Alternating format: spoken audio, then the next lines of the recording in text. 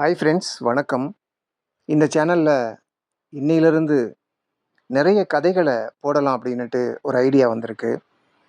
அதன் அடிப்படையில் பேய் கதைகள், காதல் கதைகள்னு இருக்கிற எல்லா கதைகளையும் இன்னையிலேருந்து சொல்லலாம் அப்படின்னு தோணுது. அந்த கதைகளை நீங்களும் கேட்கணும், எல்லாரும் என்டர்டெயின்மெண்ட்டாக இருக்கணும் அப்படிங்கிற ஒரு முயற்சி இது. இந்த கதைகளை கேட்குற நீங்கள் ஷேர் பண்ணுங்கள், மற்றவங்களுக்கும் அது போய் சேரட்டும். சேனலையும் சப்ஸ்கிரைப் பண்ணுங்கள். இப்போ தான் ஃபஸ்ட்டு ஆரம்பிச்சிருக்கோம். அதனால் உங்களுடைய ஹெல்ப் ரொம்ப முக்கியமாக இருக்குது. வாங்க கதைக்குள்ளே போகலாம். ஈரோடு மாவட்டத்தில் கணபதி பாளையம்னு ஒரு ஊர் இருக்குது. அது ஈரோட்டில் இருக்கிற எல்லாருக்குமே தெரியும். அந்த ஊரில் ஒரு 15 கிலோமீட்டருக்குள்ள ஒரு கிராமம். அந்த கிராமத்தில் நடந்த ஒரு கதையை தான் இன்றைக்கி பேச போகிறோம். அங்கே வந்து ஒரு 20 வயசு பொண்ணு. பேர் வந்து திவ்யா அப்படின்னு வச்சுக்கலாம். இது கற்பனை பேர் தான். ஆனால் கதை உண்மையானது. பார்க்குறதுக்கு ரொம்ப அழகாகவே இருப்பாங்க. ஒரு கடை வச்சு நடத்துகிறாங்க, டைலரிங் கடை. ஆனால் அவங்க ஒன்லி லேடிஸ் ஸ்பெஷல் மட்டும்தான், ஜென்ஸுக்கெல்லாம் தைக்கிறதில்ல. இருந்தாலும் ஒரு அண்ணன், அவர் வந்து சும்மா வந்து போகிறவர். அவரோட ஃப்ரெண்டு தான் எதிர்க்க கடை வச்சுருக்காரு. அந்த மாதிரி போயிட்டு வரும்போது அவங்க 2 பேருக்குள்ள ஒரு லவ். அந்த லவ் வந்து எந்த அளவுக்கு இருந்துச்சு அப்படின்னா, சும்மா பார்த்துக்கிற மாதிரி தான் இருந்தது. பேசுறதுக்கெல்லாம் நிறைய வாய்ப்பு கிடையாது. பார்த்துக்குவாங்க, சிரிச்சுப்பாங்க, அவ்வளவுதான். ஆனால் அந்த ஊரில் இவங்க 2 பேரும் பேசிக்கிறது, பார்த்துக்கிறதெல்லாம் யாராவது பார்த்துட்டாங்க அப்படின்னா, அது பெரிய தப்பாக சொல்லுவாங்க. பேர் கெட்டு போயிடும். வீட்டில் சொல்லுவாங்க, அப்பா அம்மா திட்டுவாங்க அப்படிங்கிற பயம் ரொம்ப இருந்துச்சு அவங்களுக்கு. இது 80ஸ்ல நடந்த ஒரு கதை. ஸோ அதனால் அப்போலாம் ரொம்ப கட்டுப்பாடாக இருந்ததுனால, அவங்களோட பேசுறதுக்கு கூட இந்த அக்கா யோசிச்சாங்க.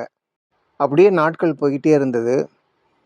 அந்த அண்ணன் சும்மாவே ஊரில் சுற்றிட்டு இருந்தவருக்கு இப்போ ஒரு அரசு வேலை கிடச்சிது. அந்த அரசு வேலை விஷயமா அவர் வந்து வெளியூருக்கு போக வேண்டிய ஒரு நிலைமை.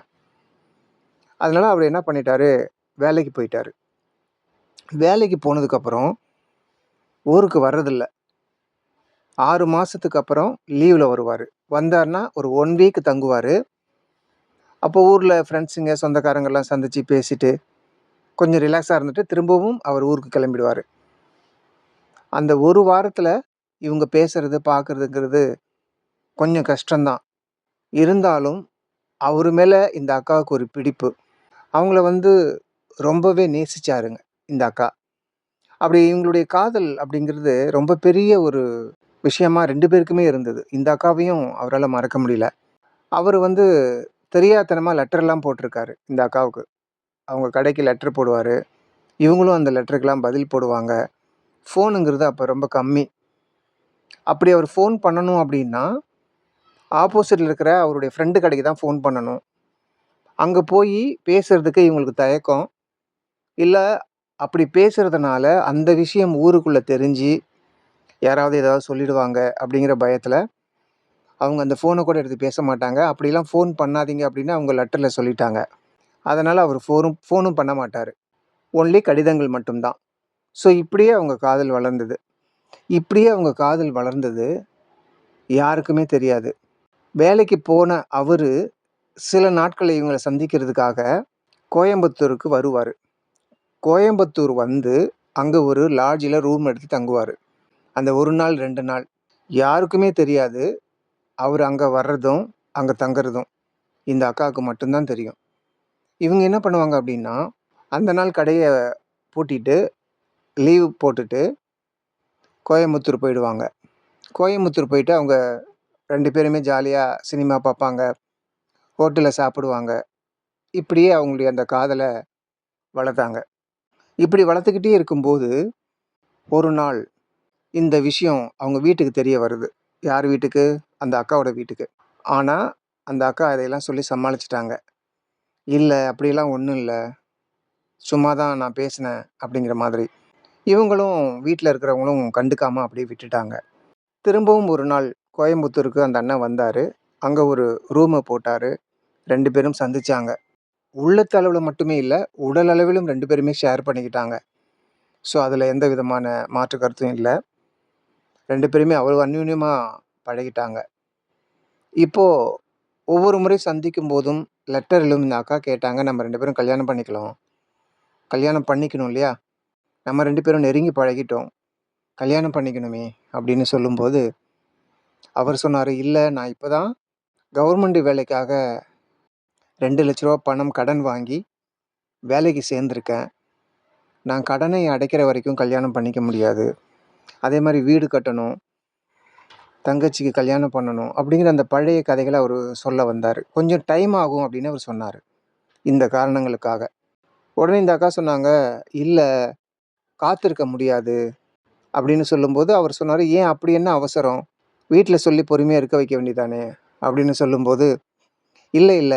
நம்ம 2 பேரும் நெருங்கி பழகுனதுல என் வயித்துல கரு உண்டாயிருக்கு." அப்படிங்கிற மாரி அவங்க சொல்றாங்க. உடனே அந்த அண்ணன் ரொம்ப ஷாக் ஆனாரு. ரொம்ப திடுக்கிட்டு என்ன பண்றதுன்னு தெரியாம, "ஏன் எனக்கு இத முதல்லயே சொல்லல? ஏன் லேட் பண்ண?" அப்படின்னு திட்டுறாரு. ரொம்ப ஆவேசப்பட்டு கேட்குறாரு. அதுக்கு இவங்க சொல்றாங்க, "இல்ல எனக்கு வந்து தெரியல. எனக்கும் அத பத்தி என்னன்னு தெரியல."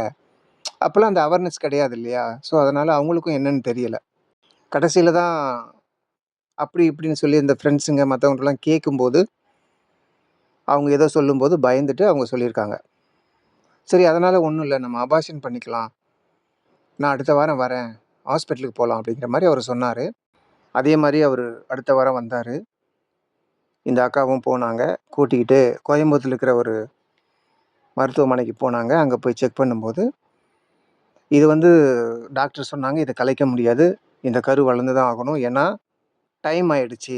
இதுக்கப்புறம் அந்த கருவ கலைச்சுட்டோம் அப்படின்னா, அந்த பெண்ணுக்கும் ஆபத்து, அந்த குழந்தைக்கும் ஆபத்து." அப்படிங்கிற மாதிரி சொன்னாங்க. என்ன செய்யுதுன்னு தெரியாம 2 பேருமே இடிஞ்சு போயிட்டாங்க. ஏன்னா 2 பேருமே எப்படின்னா இக்கட்டான சூழ்நிலையில இருக்காங்க. வீட்ல சொல்ல முடியாத நிலைமை. அவருக்கும் உடனே கல்யாணம் பண்ணிக்க முடியாத நிலைமை. இப்படி என்ன பண்றதுன்னு தெரியாம குழப்பத்துல இருந்தாங்க. ரொம்ப குழப்பத்துல இருக்கும்போது, "கொஞ்சம் யோசிக்கணும். டைம் குடு." அப்படின்னு சொல்லி அவரு ஊருக்கு போயிட்டாரு. இவங்க வந்துட்டாங்க. வந்ததுக்கப்புறம் லெட்டர் போட்டாங்க. லெட்டர் போறதுக்கே 2 நாள், 3 நாள் ஆகும் இல்லையா? ஸோ இப்படி அந்த காலங்கள் கடக்கும்போது, இப்படி ஒரு குழப்பத்துல இருக்கும்போது, அவங்க ஃப்ரெண்ட்ஸு கிட்டலாம் கேட்குறாங்க. அவங்க ஃப்ரெண்ட்ஸு கிட்ட கேட்கும்போது, என்ன சொல்றாங்க அப்படின்னா, அவரு அசால்ட்டா எடுத்துக்கிட்டாரு. "உன்ன கல்யாணம் பண்ணிக்கல. நீ இந்த மாரி பிரெக்னன்ட்டா ஆயிட்ட." அப்படின்னு சொல்லியும், அவரு வந்து சரியா கண்டுக்காம போயிட்டாரு. அப்போ நீ கல்யாணம் பண்ணிக்கணும் அப்படிங்கிறத அவருக்கு இன்னும் ப்ரெஸ் பண்ணி சொல்லணும் அப்படின்னா, நீ வந்து மருந்து குடிச்சு சாப்பிட்டுட்ட மாரி, மருந்து சாப்பிட்டுட்ட மாதிரி ஒரு ட்ராமா பண்ணா தான் அவருக்கு வந்து புரியும். அப்படின்னு சொல்லி அவங்க ஒரு ஐடியா குடுக்குறாங்க, ஃப்ரெண்ட்ஸுங்க. அந்த ஐடியா மூலமா தான் இவங்க என்ன பண்றாங்கன்னா, அடுத்த நாள் அவங்க வயலுக்கு போயி, அந்த விஷ செடிய பறிச்சுட்டு வராங்க. பறிச்சுக்கிட்டு வந்து, அதையெல்லாம் பண்ணி, அந்த மருந்த குடிச்சிடுறாங்க. குடிச்ச உடனே 1 நாள் ஃபுல்லா நல்லாவே இருக்காங்க.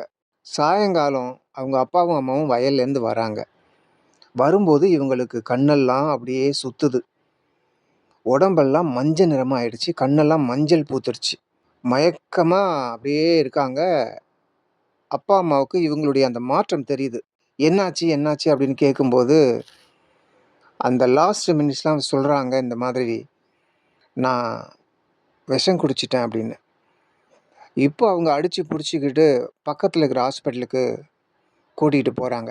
அப்பலாம் ஆம்புலன்ஸ் கிடையாது. அதனால வண்டியில கூட்டிட்டு போறாங்க. கூட்டிட்டு போயிட்டு காட்டுறாங்க. அங்க இருக்கிற டாக்டர் சொல்றாங்க, "நீங்க மத்தியானமே வந்திருக்கலாமே! என்னாச்சு? ஏன் இவ்வளோ லேட் எடுத்தீங்க? அந்த விஷமெல்லாம் உடம்புக்குள்ள கலந்துடுச்சு. மிக்ஸ் ஆயிடுச்சு. ஸோ, இனிமே காப்பாத்துறதுங்கிறது கஷ்டம். அதனால நீங்க வந்து கோயம்புத்தூர் கூட்டிட்டு போங்க. பெரிய ஆஸ்பத்திரி போங்க." அப்படிங்கிற மாரி சொல்லிட்டாங்க. வேற வழி இல்லாம அவங்க அந்த சாயங்காலம் போய் காமிச்சாங்க. ஈவினிங் நைட் டைம்ல. திரும்பவும் அவங்கள கூட்டிக்கிட்டு அங்கருந்து வண்டி எடுத்துக்கிட்டு, ஒரு கார் வாடகைக்கு எடுத்துக்கிட்டு நேரா கோயம்புத்தூர் பெரிய ஆஸ்பத்திரி போறாங்க.